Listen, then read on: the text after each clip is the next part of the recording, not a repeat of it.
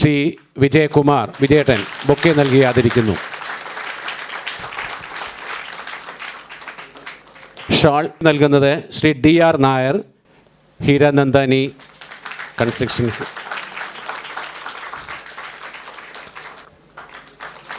Trophy നൽകുന്നത് ശ്രീ പ്രകാശ് പടിക്കൽ. Cash award നൽകുന്നതിനായി ശ്രീ AN ഷാജിയെ ക്ഷണിച്ചുകൊള്ളുന്നു.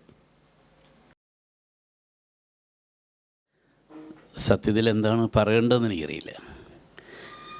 ഏത് അംഗീകാരവും ഒരു ഉമ്മ പോലെയാണ്. ഇപ്പോൾ ഇന്നത് വന്ന് ആദ്യത്തെ പാട്ട് തന്നെ കേട്ടപ്പോൾ കണ്ണിൽ വാതിൽ ചാരാതെ ഇപ്പം അങ്ങനെ ഇരിക്കുക എല്ലാവരും. കണ്ണ നിന്നെ കണ്ടോട്ടെ, അങ്ങനെ ഒരു കണ്ണനായിട്ട് ഞാൻ നിൽക്കുക. അപ്പോൾ ഓരോരുത്തരും പ്രത്യേകിച്ച് രാഗലയുടെ 18ാമത്തെ മേളകർത്ത രാഗം എന്ന് പറയുന്നത് ഹാടകാംബരി എന്ന രാഗമാണ്. ആ രാഗത്തിൽ അതിൻ്റെ പാട്ടുകൾ എനിക്കറിയില്ല. ആ രാഗത്തിൽ കിട്ടിയ ഒരു ഉമ്മ, ഇത്രയും പേരുടെ എണ്ണാതെ കിട്ടിയ ഒരു ഉമ്മ പോലെ ഇത് മനോഹരമായി എൻ്റെ മനസ്സ് സൂക്ഷിക്കുന്നു. അത് വളരെ അപൂർവമാണ് ശ്രീമതിയുടെ കൂടെ ഇങ്ങനെയുള്ള ചടങ്ങുകൾക്ക് പങ്കെടുക്കുക എന്നുള്ളത്. അപ്പോൾ ഇന്ന് അതുകൊണ്ടായി. ഇതിനകത്ത് ഏറ്റവും സന്തോഷകരമായ കാര്യം 18ാമത്തെ അവാർഡാണ്. ഒരു 18ാമത്തെ പടിയിൽ 18ാം പടി കയറി അതിന് മുകളിൽ ഇരുത്തിയൊരു സുഖം, അതാണ് ഏറ്റവും വലിയ രസം. കാര്യം 17 പേര് ഇതിനു മുമ്പ് പോയി വാങ്ങിച്ചുകൊണ്ട് പോയി. അവരുടെ കൂട്ടത്തിൽ ഞാനിവിടെ ഇനി 72 രാഗങ്ങളാണ്, മേളകർത്താ രാഗങ്ങളുണ്ട്. 72 എന്തായാലും 72 പോകണം. 72 ഭാഗ്യവാന്മാരുണ്ടാകണം. അത് ആവർത്തിച്ചാലും കുഴപ്പമില്ല, എനിക്കിനിയും തരാൻ കേട്ടോ. പിന്നെ അതിനകത്ത് മറ്റൊരു കാര്യം, ഇതൊരു ത്രിവേണി സംഗമമാണ് വയലാറിൻ്റെ ഭാഷയിൽ പറഞ്ഞാൽ. എന്താ വെച്ചാൽ 3 കാര്യങ്ങൾ ഒന്നിച്ച്, 3 ത്രിവേണി സംഗമം നമ്മുടെ 3 നദികളുടെ സംഗമമാണ്. പക്ഷെ വയലാറിൻ്റെ പാട്ടിൽ ത്രിവേണി സംഗമം അതല്ല. സംഗമം ത്രിവേണി സംഗമം, അതിൽ നീയും ഞാനും നമ്മുടെ പ്രേമവും, അതാണ് ത്രിവേണി സംഗമം. ഇവിടെ ശരിക്കും ത്രിവേണി സംഗമം സംഭവിച്ചിരിക്കുന്നത് ഗാനരചയിതാക്കൾക്ക് പൊതുവേ ഒരു നിലവാരം പാട്ടിൻ്റെ കൂട്ടത്തിൽ ഏറ്റവും കുറവാണ് കിട്ടുന്നത്. ഒരു പാട്ടറിയുന്നത് ഗായകൻ്റെ പേരിലായിരിക്കും, പിന്നീട് സംഗീത സംവിധായകൻ്റെ പേരിലായിരിക്കും. പക്ഷേ അതിലേറ്റവും കണ്ടന്റ് എന്ന് പറയുന്നത് അക്ഷരം തന്നെയാണ്. ഒരു പാട്ട് നിലനിൽക്കണമെങ്കിലും അതിന് ലിറിക്കൽ വാല്യൂ വലുതായെങ്കിൽ ഈ പാട്ട് നിലനിൽക്കുള്ളൂ. സംഗീതം ഒരു പരിധി വരെ നമ്മളതിനെ കൊണ്ടുപോവുകയുള്ളൂ. പിന്നീട് നിലനിൽക്കുന്നത് പാട്ടിൻ്റെ വരികളുടെ ശക്തിയാണ്. അതാണ് പഴയ പാട്ടുകളുടെ എല്ലാവരുടെയും ഗുണം. അപ്പോൾ അവിടെ അങ്ങനെ ഗാനരചയിതാക്കൾക്ക് ഒരു മൂല്യം കുറഞ്ഞ കാലഘട്ടത്തിൽ രാഗലയ എന്ന സംഗീതത്തിൻ്റെ നാമമുള്ള ഈ സംഘടന ഒരു ഗാനരചയിതാവിന് ഒരു അവാർഡ് തരുമ്പം അതിന് മൂല്യം കൂടുതലാണ്. അതൊരെണ്ണം. രണ്ടാമത് ഒരു അവാർഡ് മാത്രം വാങ്ങിച്ച് പോവുക എന്നുള്ളൊരു ചടങ്ങ് കഴിഞ്ഞ് അതിനപ്പുറത്തേക്ക് എനിക്ക് തന്നെ എഴുതാൻ കഴിഞ്ഞ പാട്ടുകൾ കൊണ്ട് ഒരു രാഗമാലിക ഉണ്ടാക്കി.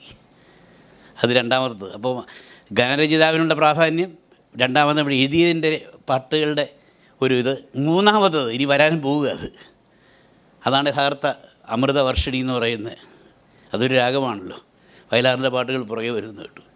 അപ്പം വയലാറിൻ്റെ അമൃതവർഷിണിയിൽ രാഗമാലികയിലൂടെ ഒരു ഗാനരചയിതാവിന് കിട്ടുന്നൊരു അംഗീകാരമാണ്. അതാണ് ത്രിമൂർത്തി അല്ലെങ്കിൽ ത്രിവേണി സംഗമം എന്നതിന് ഉദ്ദേശിച്ചത്. ആദ്യമായിട്ട് ബോംബെയിൽ വരുന്നപ്പോൾ സാംസ്കാരിക വേദിയായിരുന്നു. സന്തോഷം അവിടെ സാംസ്കാരിക വേദിയല്ലേ നമ്മുടെ. അപ്പോൾ അതുകൊണ്ട് സാംസ്കാരിക വേദി സ്വീകരിച്ച് സംസ്കാരമുള്ളവനാകണം എന്ന് പഠിപ്പിച്ചു. അതിനുശേഷം സാഹിത്യവേദി, സാഹിത്യം വായിച്ചുകൊണ്ടിരിക്കണം, എല്ലാവരും വെറുതെ ഇരിക്കുക, അവർ ഓർമ്മപ്പെടുത്തില്ല. മൂന്നാമത് രാഗലയം സംഗീതമാണ്, സംഗീതബോധവും വേണം. അങ്ങനെ 3 വരവിലും 3 അംഗീകാരം കിട്ടിയിരിക്കുന്നത് നമ്മളെയൊക്കെ വീണ്ടും ഇപ്പോൾ ഞാനൊക്കെ കളത്തിൽ നിന്ന് പുറത്തേക്ക് പോകുന്നൊരു കാലഘട്ടത്തിലാണിപ്പോൾ. അതിന് പുതിയ തലമുറ ഒന്നും അത് വേണം, മാറ്റം വേണമല്ലോ. ഒരവതാരവും സ്ഥിരമായി നിൽക്കില്ല, അവതാര ലക്ഷ്യം കഴിഞ്ഞാൽ മാറിക്കൊടുക്കണം. അപ്പം ഇന്ന് പറഞ്ഞ പോലെ നമ്മുടെ ഒരു കാലഘട്ടം കഴിഞ്ഞ് മറ്റൊരു കാലഘട്ടത്തിലേക്ക് വരുമ്പോഴും ആ സമയത്തും ഇങ്ങനൊരു അംഗീകാരം തേടിയെത്തുക. 64 വയസ്സായി എനിക്കിപ്പോൾ. അങ്ങനെ വരിക എന്ന് പറയുന്നത് ഇത് ഒരു പക്ഷേ ഈ ലൈഫ് ടൈം അച്ചീവ്മെൻ്റ് എന്ന് പറയുന്ന സാധനം വയസ്സന്മാർക്ക് കൊടുക്കുന്നത് അല്ലേ. ഒരു 80 കഴിഞ്ഞവനൊക്കെ ഇത്രയും കാലത്തെ സേവനം. ഇതിപ്പോൾ അതല്ല. ഇതിപ്പോൾ എന്നെ സംബന്ധിച്ച് ലൈഫ് ടൈം എന്ന് പറഞ്ഞാൽ എനിക്കിത് അടുത്തൊരു പ്രചോദനമാണ്. ഇപ്പം വയലാറിൻ്റെ മറ്റൊരു ഭാഷയിൽ പറഞ്ഞാൽ ഇനിയും ഒരംഗത്തിന് ബാല്യമുണ്ടോ എന്ന ചോദ്യം. ഒരു സരസ്വതി ഇരുട്ട് കഴിഞ്ഞു, സരസ്വതി യാമം കഴിഞ്ഞു, ഉഷസ്സിൻ്റെ സഹസ്രദളങ്ങൾ വിടർന്നു, അങ്ങനെ ഒരു അന്തരീക്ഷത്തില്ല. ഒരു ഇരുട്ടിൻ്റെ കാലഘട്ടത്തിലൂടെ നമ്മൾ പോയിക്കൊണ്ടിരിക്കുമ്പോഴും, അല്ലെങ്കിൽ നമ്മൾ ഈ രംഗത്തിൽ നിന്ന് പിന്തള്ളപ്പെട്ടോ എന്ന വിചാരമാകുന്ന ഇരുട്ട് മനസ്സിലെ ഇങ്ങനെ കീഴടക്കുമ്പോൾ ഇല്ല എന്ന് പറഞ്ഞ് തോളത്ത് വിളിച്ച് ഒരു ഉദയം കാണിച്ചു തരുന്നത്, ഇനിയും നിനക്ക് അംഗത്തിന് ബാല്യമുണ്ട് എന്നൊരു ഓർമ്മപ്പെടുത്തൽ തന്നെയാണ് ഇത്. ശരിക്കും ഇത് കിട്ടുമ്പോൾ എന്നെ ഇതിനകത്ത് ഏറ്റവും പ്രധാനപ്പെട്ട എനിക്ക് എൻ്റെ ചേട്ടൻ തന്നെയാണ്. ചേട്ടൻ പ്രായം കൊണ്ടും പിന്നെ പക്വത കൊണ്ടാണ്. ഞങ്ങൾ ഒരേ പ്രായക്കാരാണ്, കൃഷ്ണകുമാരേട്ടനും പ്രീതയല്ലേ. പക്ഷേ ഈ ചേട്ടൻ എന്നെ പോലെയല്ല. ഞാനിപ്പോഴും കുസൃതിയാണ്. ബാല്യത്തിലേക്ക് എങ്ങനെ തിരിച്ചു പോകണം അതിനുള്ള എല്ലാ വഴിയും വിട്ടുതരുന്നതാണ് ഭാര്യ. കാര്യം പ്രേമിക്കാൻ അനുവദിക്കുന്നൊരു ഭാര്യയാണ് എനിക്കുള്ളത് കേട്ടോ. അതുകൊണ്ട് തന്നെ ഞങ്ങൾ തമ്മിൽ വഴക്കിടുമ്പം എൻ്റെ പ്രണയഗാനത്തിന് ശക്തി കൂടും. കാര്യം വേറെ ഏതെങ്കിലും സുന്ദരി ഓർത്ത് എഴുതാം, അങ്ങനെ പ്രേമിക്കുക. അതുകൊണ്ടാണ്. പക്ഷേ ജീവിതത്തിൽ നേരത്തെ പറഞ്ഞ പോലെ ഒറ്റപ്പാട്ട് സ്വന്തം ഭാര്യയ്ക്ക് വേണ്ടി ഭാര്യയെ മാത്രം നോക്കി ഒരു പാട്ട് എഴുതാൻ കഴിഞ്ഞാണ് ഓങ്കാരം ശങ്കിൽ ചേരുമ്പോൾ. കാര്യം നമ്മൾ രാവിലെ 6 മണിക്ക് എഴുന്നേറ്റ് വരുമ്പം ചായ റെഡിയായിരിക്കും, ഒന്നും അറിയണ്ട, വാങ്ങിച്ച് കുടിക്കുക എന്നുള്ളൊരു പുരുഷ മേധാവിത്വത്തിൻ്റെ രുചിയൊക്കെ അനുഭവിച്ച് അങ്ങനെ ഇരിക്കുമ്പോഴാണ് ഇതിനു അന്നേരമാണ് ഈ പാട്ട് എഴുതാൻ അവസരപ്പെടുന്നത്. എന്താണ് രാവിലെ എഴുന്നേറ്റ് ചെയ്യുന്നത്? ഒരു ഭാര്യയുടെ ബുദ്ധിമുട്ട്. വെറുതെ ഒരു ഭാര്യ എന്ന സിനിമയുടെ പേര്, പക്ഷേ വെറുതെ അല്ല എന്നുള്ളത് രീതിയിൽ വേണം എഴുതാൻ. അങ്ങനെയാണല്ലോ സിനിമ അവസാനിക്കുന്നു, അങ്ങനെയാണല്ലോ. അപ്പോൾ എന്താണ് കാര്യം? ഈ ഭാര്യയും അമ്മയുടെയും ഏറ്റവും വലിയ പ്രത്യേകത, പണ്ട് പറഞ്ഞു തരുന്നു, അമ്മ ഉറങ്ങുന്നതും അമ്മ ഉണരുന്നതും ഞാൻ കണ്ടിട്ടില്ല. അതെപ്പോഴും അങ്ങനെയാണ്. ഭാര്യ അങ്ങനെ തന്നെയാണ്. നമ്മളൊക്കെ ഉറക്കം പിടിച്ചു കഴിഞ്ഞായിരിക്കും അടുക്കളയിൽ നിന്ന് വരുന്നത്, എഴുന്നേക്ക് തപ്പി നോക്കുമ്പോൾ ആളെ കാണുകയില്ല രാവിലെ. അപ്പോൾ ഇവരുടെ ഒരു പ്രത്യേകത അതാണ് ജീവിതത്തിൽ. ഇവർ ഉറങ്ങുന്നത് ഉണരുന്നത് നമ്മളറിയില്ല. അപ്പോൾ അങ്ങനെ ഒരു ദിവസം ഞാൻ ഇരുന്ന് ഈ പാട്ട് വന്നപ്പോൾ എഴുന്നേറ്റ് പോകുന്ന സമയത്ത് ഞാൻ പതുക്കെ പുറകെ പോയി അറിയാതെ. അപ്പോൾ അടുക്കളയിലൊരു 4:30 മുതൽ 6 വരെ ഒരു ഭയങ്കര യുദ്ധമാണ് ഈ അടുക്കള. അത് രസമായി. ഇവർക്കൊരു താളമുണ്ട് അടുക്കള. ഞാൻ പഠിക്കുന്നതൊക്കെ ഞാൻ എന്നെയൊന്നും അടുക്കള കയറില്ല. കാര്യം എനിക്കൊരു കട്ടൻ ചായ പോലും ഉണ്ടാക്കാൻ അറിയില്ല. അടുക്കള കയറി കഴിഞ്ഞാൽ ഇവർക്കൊരു പാത്രം എടുത്ത് വയ്ക്കുന്നതിനൊക്കെ ഒരു ഇതുണ്ട്. ഓരോ ജോലി ചെയ്യുന്നത് ഇവർ ഈ പിന്നെ ആണുങ്ങളെ പോലെ അല്ല കേട്ടോ. ഈ പല കാര്യങ്ങൾ ഒരുമിച്ച് ചെയ്യാൻ കഴിയുന്നവരാണ് സ്ത്രീകൾ. അത് ചെയ്യരുത്. എനിക്കൊന്നും പറ്റത്തില്ല, ഒരു കാര്യം ഒന്നും പറ്റുള്ളൂ. അപ്പോൾ ഒരു പാത്രം എടുത്ത് ഇവിടെ വെച്ചു, അടുത്ത ഇവിടെ ചെയ്തു, ഇങ്ങനെ ഇതിൻ്റെ ബാക്കിയായിട്ട് ഇങ്ങനെ പോകും. നമ്മളവിടെ ചെന്ന് കഴിഞ്ഞാൽ ഈ പാത്രമൊക്കെ ചിലപ്പോൾ എടുത്ത് മാറ്റി വയ്ക്കും. അപ്പോൾ ഇവരുടെ അടുക്കള താളം തെറ്റും. അപ്പോൾ അതിങ്ങനെ കൃത്യമായി അതിൻ്റെ പുറകെ നമ്മൾ രാവിലെ 6 മണിക്ക് എഴുന്നേറ്റ് അല്ലെങ്കിൽ 6:30 എഴുന്നേറ്റ് അവിടെ ചെന്ന് ചായ കുടിക്കാതിരിക്കുമ്പോൾ ഫാനിട്ടിരിക്കുന്ന അല്ലെങ്കിൽ ഫാനിൻ്റെ ചുവട്ടിരിക്കുന്ന ഭാര്യയെ കാണുന്നത്, ഓ ഇത് വെറുതെ ഇങ്ങനെ ഇരിക്കുകയാണല്ലോ. അല്ല, ഒരു വലിയ എപ്പിസോഡ് കഴിഞ്ഞ് ക്ഷീണിച്ച് വന്ന് കാറ്റ് കൊള്ളുകയാണ്. അതാണ് ഓങ്കാരം ശങ്കിൽ ചേരുമ്പോൾ ഈറൻ മാറുന്ന പെൺമലർ. ആദ്യം അമ്പലത്തിലെ ശംഖ് വിളി കേൾക്കുന്നതിന് മുമ്പേ ഇവിടെ കുളിച്ച് കഴിയും. ലോകത്ത് സൂര്യൻ വരുന്നതിന് മുമ്പേ വിളക്ക് കത്തിക്കും. വിളക്ക് കത്തിക്കും അമ്മ അല്ലെങ്കിൽ ഭാര്യയായിരിക്കും വീട്ടിൽ. അപ്പോൾ ഭൂമിയിൽ സൂര്യൻ വരുന്നതിന് മുമ്പുള്ള ഭൂപാളമാണ് എനിക്ക് അമ്മ എന്ന അമ്മയെക്കുറിച്ച് എനിക്ക് എഴുതാൻ പറ്റിയിട്ടുണ്ട്. സൂര്യനെ ക്ഷണിക്കുന്നത് അവരാണ്. അപ്പോൾ ഇത്രയും വലിയ കഷ്ടപ്പാടുണ്ടെന്നുള്ള അറിയുന്നതും അതിനുശേഷം ഒരു അംഗീകാരം പോലെ പല ഭാര്യമാരും പല വീട്ടമ്മമാരും ഞങ്ങളെ 2 പേരെയും വിളിച്ചിട്ടുണ്ട്. ഞാൻ വിചാരിച്ചു ഞാൻ മാത്രമാണ് ഒരടുക്കളയിൽ കിടന്ന് കഷ്ടപ്പെടുന്നത്. പക്ഷേ ഈ പാട്ട് കേട്ടപ്പോൾ അങ്ങയുടെ ഭാര്യയും ഇതുപോലെ കഷ്ടപ്പെടുന്നുണ്ടല്ലോ. അത് ഈ പാട്ട് വച്ചുകൊണ്ട് അടുക്കളയിൽ ജോലി ചെയ്യുന്നവർ പിന്നീട് കുറേ അധികം പേരുണ്ടായിരുന്നു. ആ കാലത്ത് ഞാൻ അറിഞ്ഞു. പിന്നെ അതിന് ശേഷം എങ്ങനെയാണെന്ന് അറിയില്ല. ഇപ്പോൾ പിന്നെ അധികം കുക്കിങ്ങിൻ്റെ പ്രശ്നം പെണ്ണുങ്ങൾക്കൊന്നുമില്ല, സ്വിഗ്ഗിയും മറ്റേയൊക്കെ ഉള്ളതുകൊണ്ട്. അപ്പോൾ അതൊരു കാലത്തിൻ്റെ മാറ്റം നമ്മൾ അംഗീകരിക്കുക എന്നുള്ളത് ആവശ്യം. പക്ഷേ അങ്ങനെ ഒരു എപ്പിസോഡ് നമുക്കുണ്ടായിരുന്നു ആ ഒരു കാലത്ത്. ഇത് വളരെ അംഗീകാരം. അപ്പം ഞാൻ പറഞ്ഞതങ്ങനെ അറിഞ്ഞു കഴിഞ്ഞാൽ ഇപ്പോൾ കൃഷ്ണകുമാർ ചേട്ടനാണ് ഇതിൻ്റെ പ്രധാനപ്പെട്ട ആൾ. വിജയകുമാർ അദ്ദേഹം ഇതിൻ്റെ പിന്നെ എല്ലാ കാര്യങ്ങളും നിയന്ത്രിക്കും. ഈ ഭാര്യ നമ്മൾ പറയും husband is the head of the family എന്ന് പറയും എല്ലാവരും ഈ പുരുഷ മേധാവിത്വത്തിന്. പക്ഷേ കഴുത്ത് പെണ്ണാണ്. കാര്യം തല തിരിയണമെങ്കിൽ കഴുത്ത് വിചാരിക്കണം എന്ന് പറഞ്ഞ പോലെ അദ്ദേഹമാണ് തലയെങ്കിൽ ഇതിൻ്റെ കഴുത്ത് എന്ന് പറയുന്നത് കൃഷ്ണകുമാർ ചേട്ടന്. എന്നെ വിളിച്ചു പറയുന്നു ഇങ്ങനൊരു സംഭവം വരുന്നു. അപ്പം തീർച്ചയായിട്ടും നമുക്കത് ഒരു ഭാസ്കര മാഷ പാട്ട് പോലെയാണ്. മാധവമാസത്തിൻ ആദ്യം വിരിയുന്ന മാതളപ്പൂമൊട്ടിൻ മണം പോലെ. അങ്ങനെയാണ്. ഓർക്കാതിരുന്നപ്പോൾ ഒരുങ്ങാതിരുന്നപ്പോൾ ഓർക്കാതിരുന്നപ്പോൾ ഒരുങ്ങാതിരുന്നപ്പോൾ ഓമലേ നീ എൻ്റെ അരികിൽ വന്നു. അതുപോലെ ഒരു വിചാരമില്ലാണ്ട് ഇരിക്കുന്ന സമയത്താണ് ചേട്ടൻ ഒരു കാമുകി അടുത്തേക്ക് വരുന്ന പോലെ, ഒരു കാമുകി സ്വപ്നത്തിലേക്ക് വരുന്ന പോലെ ഈ ഒരു അംഗീകാരം എനിക്കുണ്ട് എന്നറിയിച്ചത്. അപ്പോൾ അതിന് ആ തോന്നലുണ്ടായത് നിങ്ങൾക്ക് എല്ലാവർക്കും, മറ്റൊത്തിരി പേരുണ്ട് കേട്ടോ, എന്നെക്കാൾ കഴിവുള്ള ഒരു ധാരാളം പേരുണ്ടെന്നറിയാം. അപ്പോൾ ആ കൂട്ടത്തിലും ഇങ്ങനൊരു മുഖം ഉണ്ടെന്ന്, ഒരു രണ്ടാം തലമുറക്കാരനുണ്ട് എന്ന് ഓർമ്മിപ്പിക്കുമ്പോൾ ഒരു പൈതൃകം, അതിന് തീർച്ചയായിട്ടും ആ കാൽക്കൽ വയ്ക്കേ പറ്റുള്ളൂ. കാര്യം ആ ഒരു എഴുതി കഴിഞ്ഞതാണോ അല്ലെങ്കിൽ എഴുതി തീരാത്ത അച്ഛൻ്റെ പാട്ട് തന്നെ. അച്ഛൻ ഒരിക്കലും പിന്നെ ഒരു പാട്ടെഴുത്തുകാരനോ സിനിമയിലേക്ക് വിടണമെന്ന് ആഗ്രഹമില്ലായിരുന്നു, അമ്മയോട് പറഞ്ഞിട്ടുണ്ട്. കാര്യം ദുർബലനായിരുന്നു, കലാകാരന്മാർ പൊതുവെ ദുർബലരാണ്. വഴിതെറ്റാൻ ഏറ്റവും അധികം സാധ്യതയുള്ള മേഖലയാണ് സിനിമ. സ്വന്തം അനുഭവമായിരിക്കാം, അവനെ വിടരുത്. പക്ഷേ എങ്ങനെയോ ഓരോ കാര്യങ്ങളും കഴിഞ്ഞ് ഈ വഴിക്ക് വന്നു ചേർന്നു. അത് എന്ന് പക്ഷേ ഇങ്ങനെ പറയുമ്പോഴും ഒരു മനസ്സിൽ അങ്ങനെ ഒരു ആഗ്രഹം ഉണ്ടായിരുന്നുള്ളത് അതിനുശേഷം മരിച്ചു കുറേ കാലം കഴിഞ്ഞ് കവിതകൾ വായിക്കുന്ന കൂട്ടത്തിൽ ഒരു കവിതയുടെ അവസാനം വരികൾ അങ്ങനെയായിരുന്നു: അച്ഛന് പാടാൻ എഴുതിയ ഗാനം കൊച്ചുമകന് തരാം ഞാൻ, മുറിഞ്ഞ ഗാനം മുഴുമിക്കുക നീ, പറഞ്ഞു പോയൻ മൗനം. അപ്പോൾ ഉള്ളിലെവിടെയോ അങ്ങനെ ആഗ്രഹം ഉണ്ടായിരുന്നതുകൊണ്ട് തന്നെ അനുഗ്രഹമായത്, അനുഗ്രഹം ഏറ്റെടുത്തു ആൾക്കാർ. അല്ലാണ്ട് കഴിവൊന്നുമില്ല കേട്ടോ.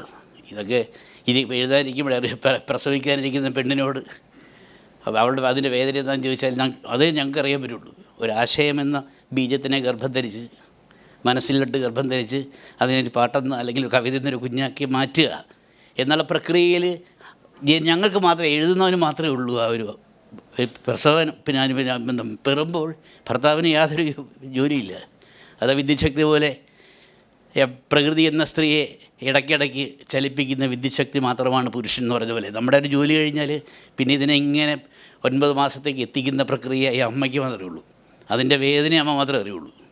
അപ്പോൾ അതേപോലെ തന്നെ ഇത് ആർക്കും സഹായിക്കാൻ പറ്റില്ല. ഒരു പാട്ടുകാരനെ സപ്പോർട്ട് ചെയ്യാം, ഒരു സംഗീത സംവിധാനം സപ്പോർട്ടുണ്ട്, പക്ഷേ ഒരു എഴുത്തുകാരന് അവൻ തന്നെയുള്ളൂ, മറ്റാർക്കും അതിനകത്ത്. അപ്പം മുഴുവൻ വേദനയും ഒരു പെണ്ണ് പ്രസവിക്കുമ്പോൾ അനുഭവിക്കുന്ന പോലെ തന്നെ അനുഭവിക്കുന്ന ആളാണ് എഴുത്തുകാരൻ. അപ്പോൾ അതുകൊണ്ട് തന്നെ ആ വേദനയ്ക്ക് കിട്ടുന്ന ഒരു മരുന്നാണ്, ഒരു ഔഷധമാണ് ഈ അംഗീകാരം ഉൾപ്പെടെയുള്ള എല്ലാം. അത് തീർച്ചയായിട്ടും അത് കടമയും കൂടെയാണ് കേട്ടോ. തീർച്ചയായും നമുക്ക് പറയുമ്പം നേരത്തെ പറഞ്ഞ പോലെ കൊഴിഞ്ഞ പീലികൾ പെറുക്കിയെടുക്കും കൂടുകൂട്ടും ഹൃദയം, വിരിഞ്ഞ പൂവിനും വീണ പൂവിനും വിരുന്നൊരുക്കും ഹൃദയം. വയലാറിൻ്റെ വരികളാണ്.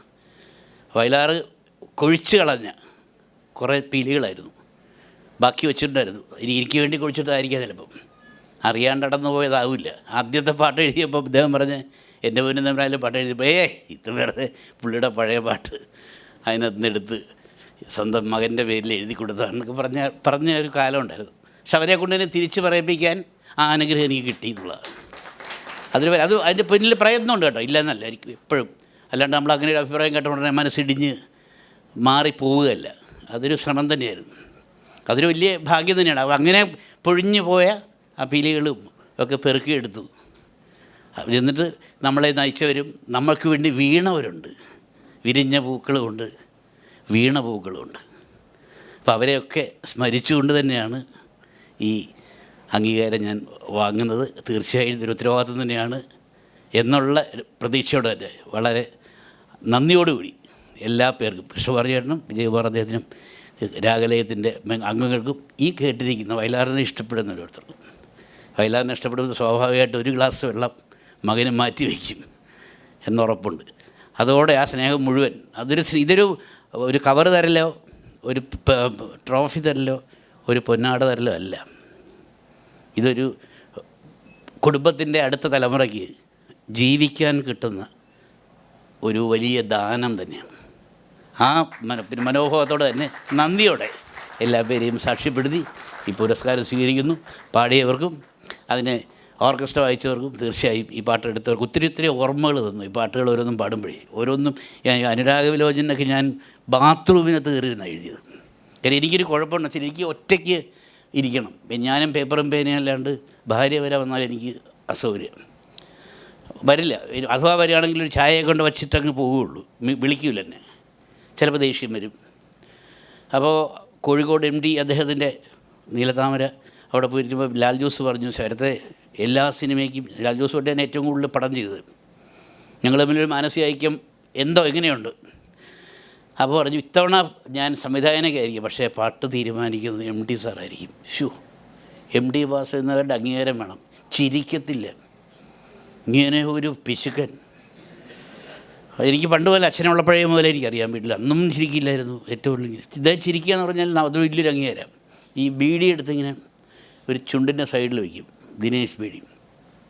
അപ്പോൾ അതിങ്ങനെ കത്തി കത്തി കത്തി എരിഞ്ഞ് ചാരം വരികയും ചെയ്യും. അപ്പോൾ അതങ്ങനെ ഇരിക്കും, ശ്രദ്ധ വേറെ വല്ലയിടത്തായിരിക്കും. ഇങ്ങനെ ഈ സമയത്താണ് എനിക്ക് പേടിയായി, ഈ മനുഷ്യൻ്റെ ഒരു അംഗീകാരം കിട്ടുമെന്ന് പറഞ്ഞാൽ നടക്കണ കാര്യമാണോ? അപ്പോൾ അങ്ങനെ ഇരുന്ന് എഴുതിയപ്പോൾ എനിക്ക് വലിയ മുറിയാണ് എനിക്ക് എടുത്തത്, വലിയൊരു മുറിയായിരുന്നു. പക്ഷെ അവിടെ ചെന്ന് ഇരുന്നിട്ട് എനിക്ക് പ്രൈവസി പോരാ. നേരെ കുളിമുറിക്ക് കയറി, അത് നിലത്തിരുന്നാണ് എൻ്റെ രാഘവലോചന എഴുതിയത്. ക്ലോസറ്റിൻ്റെ മുകളിൽ, യൂറോപ്യൻ ക്ലോസറ്റിൻ്റെ മുകളിൽ അടപ്പ് വെച്ചിട്ട് അതിൻ്റെ പുറത്തിരുന്ന് അത്രയും വേദന സഹിച്ചു. പക്ഷെ പിറ്റേ ദിവസം പാട്ടും കൊണ്ട് ഇല്ലയോ, കയ്യും കാലും ഒക്കെ വിറച്ച്. എന്താണോ ഇദ്ദേഹം പറയുന്നത്, ഇദ്ദേഹം സർട്ടിഫിക്കറ്റ് നോ പറഞ്ഞാൽ തീർന്നില്ലേ, ചിരിക്കുകയില്ല. അപ്പോൾ ഒന്നും ഇങ്ങനെ അങ്ങനെ നോക്കി, പരിചയമൊക്കെയുണ്ട്, സ്നേഹമുണ്ട്, എല്ലാം ഉണ്ട്. ബീഡിയുണ്ട് ഇവിടെ, ബീഡി ഇങ്ങനെ. എന്നിട്ട് ഈ പാട്ടിങ്ങനെ മേടിച്ച് നോക്കുക, എല്ലാവരും ഇങ്ങനെ ആണാണോ പെണ്ണാണോ എന്ന രീതിയിൽ നിൽക്കുകയാണ്. ഇങ്ങനെ നിൽക്കുമ്പോൾ പെട്ടെന്ന് ഇങ്ങനെ ഒരു നോട്ടം നോക്കി വെച്ച് ഈ കിറി ഇങ്ങനെ ഇത്രയായി ചിരിച്ചതാ. അതോടെ നമ്മുടെ ഒരു സന്തോഷമുണ്ടല്ലോ, അത്ര മതി. MT വാസുദേവൻ നായരെന്ന് പറഞ്ഞ അദ്ദേഹത്തിനെ ചെയ്താൽ മതി. അതോ ഇതിനു മുമ്പേ ഞാൻ കണ്ടിട്ടുണ്ട്. എന്ന് വെച്ചാൽ എനിക്ക് വലിയൊരു പ്രത്യേകത വെച്ചാൽ ഇവർ പണ്ട് അച്ഛൻ അറിയാമല്ലോ, അച്ഛൻ നന്നായി മദ്യപിക്കുന്ന ആളാണ്. അതിൻ്റേതായ നല്ലതും ചീത്തയും നമ്മൾ അനുഭവിച്ചിട്ടുണ്ട്. അതിലൊരു നല്ലതാണ് ഇത്. അത് ഒരിക്കൽ അദ്ദേഹത്തിൻ്റെ വീട്ടിൽ ചെന്നപ്പോൾ എനിക്ക് 12 or 11 വയസ്സേ ഉള്ളൂ. അവരുടേതായ മേഖലയിൽ ഇരിക്കുന്നു. വിളിച്ചു മകളെ വിളിച്ചു, അതിനും കൊണ്ട് 10 വയസ്സേ ഉള്ളൂ. ഒരു ഉമ്മ കൊടുക്ക്. പേടിച്ചു പോയി. അന്ന് ഈ പെണ്ണെന്നൊക്കെ പറഞ്ഞു കഴിഞ്ഞാൽ തൊടാൻ പാടില്ലാത്ത ഏതോ വലിയ വിദ്യുശക്തി. ഇന്നലെ ഇത്ര അടുപ്പൊക്കെ ഉള്ളത്. സ്കൂളിലൊക്കെ പഠിക്കുമ്പോഴത്തേക്ക് ക്ലാസ്സിൽ ഇരുന്ന് വർത്തമാനം പറഞ്ഞ് 2 പെണ്ണുങ്ങൾ അടുക്കായിരുന്നു. ശിക്ഷയാണ്, അത്രയും ശിക്ഷയാണ് അനുഭവിക്കുന്നത്. ഒരു ഉമ്മ കൊടുക്കാൻ പറഞ്ഞാൽ എന്ത് ചെയ്യും? ഉമ്മ കൊടുത്തു, ആ ഇതാണ് നിൻ്റെ ഭാര്യ ഭാവിയിലേ. അത് കഴിഞ്ഞ് കാക്കനാടിൻ്റെ വീട്ടിൽ പോയി അവിടെ ഇതുപോലെ ഒരു ഉമ്മ കിട്ടി. അങ്ങനെ കുറേ പേർക്ക് 12 വയസ്സിന് താഴെ കുറേ പെണ്ണുങ്ങളെ ഉമ്മ വയ്ക്കാൻ വയലാറിൻ്റെ മകൻ എനിക്ക് കഴിഞ്ഞിട്ടുണ്ട്. അതിനുശേഷം വലിയ ബുദ്ധിമുട്ടാണ്. അല്ല, ഞാൻ പറയുക കേട്ടോ, അതൊക്കെ ഒരുപക്ഷെ അതൊക്കെ അന്ന് ചെയ്ത ചുംബനം എന്നൊക്കെ പറഞ്ഞാൽ അതൊക്കെ ചിലപ്പോൾ നമുക്ക് മരുന്നും വളമൊക്കെ കാണും മനസ്സിലേക്ക്. കാര്യം ഒരു കോരിത്തെരിപ്പ് ഉണ്ടാകുമല്ലോ. ആ കോരിത്തെരിപ്പ് തീർച്ചയായിട്ടും മനസ്സിലേതെങ്കിലും ഒരു അറയിൽ ഈ ഒരു മുറി മാത്രം തുറക്കാതെ വയ്ക്കാം ഞാൻ എന്നൊക്കെ പറയുന്ന പോലെ ഒരു രഹസ്യ നുണയാണത്. അതെല്ലാവർക്കും ഉണ്ട്. നേരത്തെ അദ്ദേഹം പറഞ്ഞാൽ വളരെ ശരിയാണ്. എല്ലാവരും ഒളിച്ചു വയ്ക്കുന്നുണ്ട് കാര്യം. അതൊരു സുഖമാണ്. ഈ പ്രണയത്തിൻ്റെ ഏറ്റവും വലിയ സുഖം അതാണല്ലോ. എപ്പോൾ വേണമെങ്കിലും ആരുടെയും സമ്മതവും ഇല്ലാണ്ട് നമുക്ക് എത്ര പേരെ. അതിലേറ്റവും ഭാഗ്യവാനാണ് ശ്രീകൃഷ്ണൻ. അത്രയധികം ഞാൻ പുള്ളിയുടെ ക്ലാസ്സിലൊക്കെ പോയിരിക്കാൻ ശ്രമിച്ചിട്ടുണ്ട്. ഇവരിതെങ്ങനെ പഠിക്കുക എന്നുള്ളത് ഇത്രയും മഹാഭാഗ്യവാനല്ലേ. അത് വയലാറിൻ്റെ പാട്ടിൽ തന്നെയുണ്ട്. അത് ഒരിക്കലും അത് ലോകത്തൊരു കാലത്തും ഒരു സ്ത്രീ മനസ്സറിയാൻ പഠിച്ച ഒരു പുരുഷനില്ല, ഒരുത്തം പോലുമില്ല. അത് സത്യം. അത് അതിനെ അറിയുക എന്നുള്ള. ശ്രീകുമാരൻ തമ്പിച്ചേട്ടനോട് ചോദിച്ചിട്ടുണ്ട്, അങ്ങയുടെ പാട്ടുകളിൽ തമ്പുരാട്ടി പ്രയോഗങ്ങൾ കുറേ കൂടുന്നുണ്ടല്ലോ ചേട്ടാ. ഹരിപ്പാട് കൊട്ടാരത്തിൽ ഏതെങ്കിലും തമ്പുരാട്ടിയായിട്ട്, ഹരിപ്പാട് കൊട്ടാരമുണ്ട്, തമ്പുരാട്ടിയായിട്ട് വലിയ പ്രണയം ഉണ്ടായിരുന്നു? ഒന്നും അല്ലടാ, എനിക്ക് ഏറ്റവും ഇഷ്ടം, ഞാൻ പ്രണയിക്കുന്നത് വാഗ്ദേവതയാണ്, സരസ്വതി ദേവി. ഒരിക്കലും കിട്ടില്ല, എൻ്റേതായിട്ട് എനിക്ക് കിട്ടത്തില്ല. അപ്പോൾ എൻ്റെ പ്രണയത്തിൻ്റെ ബലം കൂടും എന്ന് അദ്ദേഹം പറഞ്ഞിട്ടുണ്ട്. അതുപോലെ ഇതിങ്ങനെ ഒരു വളരെ രസകരമായിട്ട് ഒളിച്ചു വച്ച് സൂക്ഷിക്കുന്നൊരു മനസ്സിൻ്റെ താളുകൾക്കിടയിൽ ഞാൻ പണ്ടൊരു മയിൽപ്പീലി ഒളിച്ചു വെച്ചു എന്ന് പറഞ്ഞല്ലേ. ഇത് പ്രസവിക്കുന്നൊന്നുമില്ല, പക്ഷെ നമുക്കൊരു വിശ്വാസമാണ് മയിൽപ്പീലി പ്രസവിച്ചാൽ തീർന്നു. പ്രണയം പറഞ്ഞാൽ തീർന്നേ, പറഞ്ഞാൽ അതിൻ്റെ സർവ്വസുഖം ഫലൂടെ അടിച്ച് തീർന്നതിന് സുഖമുള്ളൂ. പറയരുത്, പറയാണ്ടിങ്ങനെ മനസ്സിലിട്ടതിനെ ഇങ്ങനെ ഉപ്പേരി തിളയ്ക്കുന്ന പോലെ ഇടയ്ക്കിടയ്ക്കൊന്ന് കോരിയിട്ട് വീണ്ടും ഇടുക, അങ്ങനെ ചെയ്യണം. അതിൻ്റെ രസം, അത് വലിയ രസം. അതിൻ്റെ ഒരു ഏറ്റവും ഉദാഹരണം ഞാൻ പറഞ്ഞുതരാം. പെൺമനസ്സറിയാൻ വയലാറിൻ്റെ പാട്ടിലൊരു വരിയുണ്ട്, അമ്മയുടെ യൗവന സ്വപ്നങ്ങളിൽ നമ്മൾ ബ്രഹ്മാനന്ദമായിരുന്നു. ബ്രഹ്മാനന്ദം എന്ന ആനന്ദത്തിൻ്റെ പദവി എന്താണെന്ന് എനിക്കറിയില്ല. ബ്രഹ്മം എന്ന് പറഞ്ഞാൽ തന്നെ എത്രയോ വിശാലമാണ്. അതിൻ്റെ രൂപമൊന്നുമില്ല, അങ്ങ് കിടക്കുക അണ്ടകടാഹം മുഴുവൻ. ആ ബ്രഹ്മത്തിൻ്റെ ആനന്ദം അമ്മ ഒരു കുഞ്ഞിനും അമ്മിഞ്ഞ കൊടുക്കുമ്പോൾ അമ്മയുടെ മനസ്സിൽ എന്താണ് ആരാണെന്നുള്ളത് അമ്മയ്ക്ക് മാത്രമേ അറിയുള്ളൂ. അത് പലരും പറഞ്ഞ് ഞാൻ ചോദിച്ചിട്ടുണ്ട്, ഒത്തിരി പെണ്ണുങ്ങളോട് ചോദിച്ചിട്ടുണ്ട്. ചിലർ പറയും കൃഷ്ണനാരെന്ന് പറയും, കൃഷ്ണനെ അമ്മിഞ്ഞ കൊടുക്കുക എന്ന് പറയും. ചിലർ പറയും അല്ല, എനിക്കിഷ്ടമുള്ള പഴയ ഒരാളായിരുന്നു. ഇങ്ങോട്ട് ചോദിച്ചിട്ടില്ല ഇത്. ചോദിച്ചു വെറുതെ എന്തിനും ആവശ്യമില്ലാണ്ട് വടി കൊടുത്ത് അടി മേടിക്കേണ്ട കാര്യം. പക്ഷേ എങ്കിലും അതൊരു രഹസ്യമായ പരിചയം. ഞാൻ പറയുന്ന കാര്യം വെച്ചാൽ അതിലേക്ക് എത്താനുള്ള ഒരു ഓട്ടമാണ് ഈ പ്രണയഗാനങ്ങൾ. അത് കിട്ടുകയില്ല എന്നുള്ള കസ്തൂരിമാൻ്റെ കാര്യം പറഞ്ഞ പോലെ സ്വന്തം ശരീരത്തിലിരിക്കുന്ന ഗ്രന്ഥിയിൽ നിന്നുണ്ടാകുന്ന മണമാണ്. പക്ഷേ കസ്തൂരിമാൻ്റെ ധാരണ അതെവിടെയോ ദൂരെയാണ്, അതിനെ അന്വേഷിച്ച് നടക്കുക. ഈ സ്വന്തം മനസ്സിലുണ്ട് ഈ പ്രണയം, നമുക്ക് എല്ലാവർക്കും ഉണ്ട്. നമ്മളിങ്ങനെ ഇതിനു വേണ്ടി ചാക്സൺ പ്രഷർ കുക്കറൊന്നും മേടിച്ചു കൊടുക്കണ്ട. നിങ്ങളുടെ ഭാര്യയെ സ്നേഹിക്കുന്നെങ്കിൽ പണ്ടൊരു പരസ്യം ഉണ്ടായിരുന്നു. അതിനകത്ത് ഏറ്റവും രസകരമായ കാര്യം, മോഹിനി വേഷം ശിവൻ കിട്ടി, വിഷ്ണു കിട്ടി. അപ്പോൾ നാരദൻ എല്ലായിടത്തും പോയി ഇങ്ങനെ തിരുപ്പി വയ്ക്കുന്ന ആളാണല്ലോ. കൈലാസി എന്ന് പറഞ്ഞു, പാർവതി അറിയണ്ട, ഒന്ന് പോയി കണ്ടോളൂ, സുന്ദരിയാണ്. അങ്ങനെ ദേവി അറിയാതെ ശിവൻ പോയി മോഹിനിയെ കാണുകയും, അറിയാമല്ലോ പിന്നെയുള്ള ചരിത്രം. കഥയാണെങ്കിലും അതൊരു ചരിത്രമാണ്. സൗന്ദര്യം എന്ന് പറഞ്ഞാൽ എത്ര വലിയ സംഹാരമൂർത്തി ആണെങ്കിലും മനസ്സിടിഞ്ഞു പോകും, അത് തർക്കമൊന്നുമില്ല. അത് ശിവനാന്ന് പറഞ്ഞതിൻ്റെ കാര്യമൊന്നുമില്ല. അദ്ദേഹം അങ്ങനെ അയ്യപ്പൻ്റെ ജന്മമൊക്കെ ആയിട്ടുള്ള ബന്ധപ്പെട്ടൊരു കഥ. അതുപോട്ടെ, ഇത് പാർവതി അറിഞ്ഞു. ഏത് വിളിക്കാൻ പറ്റില്ലല്ലോ, ഒരു കാലത്തും ഭർത്താവിന് ഭാര്യ വിളിക്കാൻ പറ്റില്ല കേട്ടോ, പിടിച്ചിരിക്കും. ഇതേ ആൾ തന്നെ അതിന് ശേഷമുള്ള ത്രേതായുഗത്തിൽ ഗോദാവരി നദിയിൽ അർദ്ധനഗ്നനായി മുണ്ട് മാത്രം എടുത്ത് തപസ്സിലിരിക്കുന്ന ശ്രീരാമൻ പാർവതിയോട് പറഞ്ഞു, ഒന്ന് ഓടിയല്ലേ പുള്ളി മറ്റേ മോഹിനി വേഷം കാണാൻ, അതിനൊരു പകരം ഒരു മധുരമായ പ്രതികാരം വീട്ടിക്കൊള്ളൂ. ശ്രീരാമൻ എന്നൊരു സുന്ദരനായ ആൾ ഗോദാവരി തീരത്ത് ദേവി പോയി കണ്ടു, ഒന്ന് ആസ്വദിച്ചു. പെൺ മനസ്സവിടെയാണ്, പെൺബുദ്ധി അവിടെയാണ്. പാർവതിയുടെ വേഷത്തിലല്ല പോയത്, സീതയുടെ വേഷം ധരിച്ചു, സീതയായി മാറി. അത് ഓർത്ത് നോക്കണ്ടേ, ഈ പ്രണയത്തിൻ്റെ അങ്ങേ അറ്റത്തെ തലമാണ് പ്രകൃതി എന്ന് പറയുന്നതാണ്. പ്രകൃതി എന്ന് പറഞ്ഞാൽ തന്നെ ഒരിക്കലും വായിച്ച് തീരാത്ത കൃതിയാണ്. അതിങ്ങനെ മാറിക്കൊണ്ടിരിക്കും. ആ പ്രകൃതിയുടെ രൂപമാണ് സ്ത്രീയെ. സീതയായിട്ടാണ് ചെന്ന് നിന്നത്. ഒരു മനുഷ്യൻ അതിലേ പോകുന്ന ആണും പെണ്ണും സംശയിക്കില്ല. അപ്പം ഭർത്താവ് തപസ്സിരിക്കുന്നു, ഭാര്യ അടുത്തിരിക്കുന്നു, ആർക്കാ പരാതി? പക്ഷേ ഒരു രീതിയിൽ ഒരു ശല്യം ചെയ്യാണ്ട് ശ്രീരാമൻ എന്നുള്ള സൗന്ദര്യത്തിനെ പാർവതി നിന്ന് ആസ്വദിച്ചു എന്ന് പറയണേ. ശിവനൊന്നും അറിഞ്ഞില്ല, പിന്നീട് നാരദൻ്റെ അടുത്ത് അറിയില്ല. ഞാൻ പറയുന്നത് ഇതാണ് ഈ പ്രണയത്തിൻ്റെ ഒരു സുഖമെന്ന് പറയുന്നത്. പ്രാണൻ്റെ നയം എന്നൊക്കെ പറയുന്നതായിരിക്കണം പ്രണയം എപ്പോഴും.